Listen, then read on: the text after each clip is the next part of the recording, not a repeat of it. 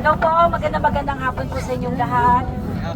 Kaya po namin ginagawa itong Tay Kami Naman movement. Ito pong global signature campaign to free PRRD.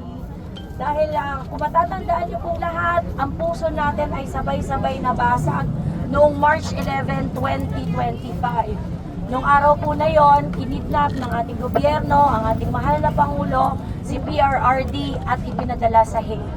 Noong araw po rin po na yon, nagsampa ng kaso ang mga partidos ni PRRD. After one day, few days, nagsampa rin po ng habeas corpus si Veronica Kitty Duterte, si Kong Pulong Duterte at si Mayor Baste Duterte. At makalipas po ang almost 11 buwan, wala pa rin pong desisyon ang Supreme Court. Si PRRD po, sigurado ko na kung siya ay kasama natin ngayon at meron pong Pilipino na nakaranas ng pagtrato ng katulad ng ginawa sa kanya, unang-una po siyang magtatanggol dun sa Pilipino na yon.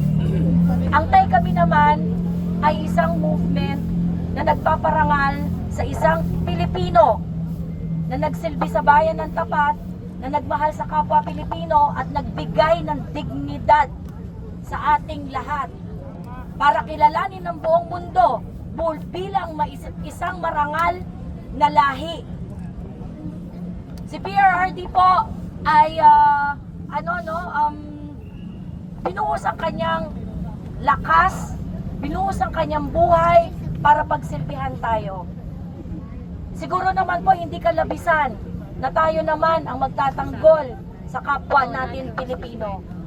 Siguro naman hindi kalabisan na tayo ay lalaban, tatayo para gawin ang tama. Bakit po natin kailangan gawin to?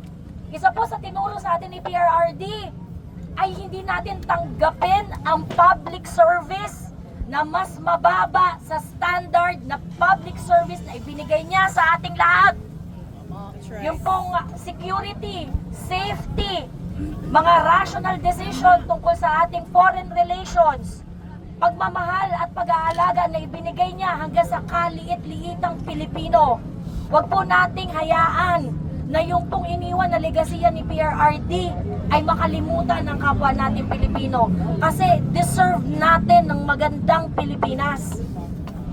Ang Tay Kami Naman ay ginagawa natin kasi alam natin na pag si PRRD ang presidente at merong Pilipino abroad na nasa death row or nagkaroon ng problema sa ibang bansa, si PRRD ang unang-unang gagawa ng paraan para mapauwi yung kapwa natin Pilipino at madala sa sarili niyang bansa.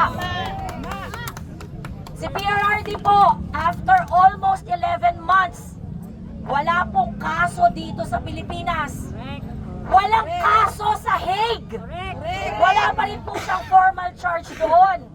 Sa standard po ng Philippine Justice, ang isang tao na nakakulong, deprived of his liberty, 3 days lang po yan, serious illegal detention na po yan. Ano ang ginagawa nila kay PRRD? So ang Tay Kami Naman movement ay nagpapaalala sa ating hudikatura na kailangan na nilang kumilos. Tinraidor na tayo ng Executive Department, kinidnap nila si PRRD. Tinraidor na tayo ng House of Representatives, pinersecute nila si PRRD. Ang pag-asa po natin ngayon, Supreme Court. Ang bawat pirma po ninyo ay boses na nagsusumamo sa Supreme Court na gawin ang tama. Hindi po tayo nanghihingi ng kalabisan. Hindi tayo nanghihingi na gawin nila ang imposible. Ang gusto lang po natin, hostisya, kasi kapwa Pilipino natin yung nandun. Nagkataon lang po na yung Pilipino na nandun ay mahal na mahal natin dahil minahal rin niya tayong lahat. Tama! So, gusto ko lang po sana sabihin sa inyong lahat na tulungan niyo po kami. Pagsama-samahin natin yung boses natin. Lahat na nagmamahal at nagre-respeto kay PRRD, sumama na po kayo dito, idokumento po natin ang pagrespeto natin sa leader na pinakamagaling na nagsilbi dito sa bansa natin. Maraming salamat po.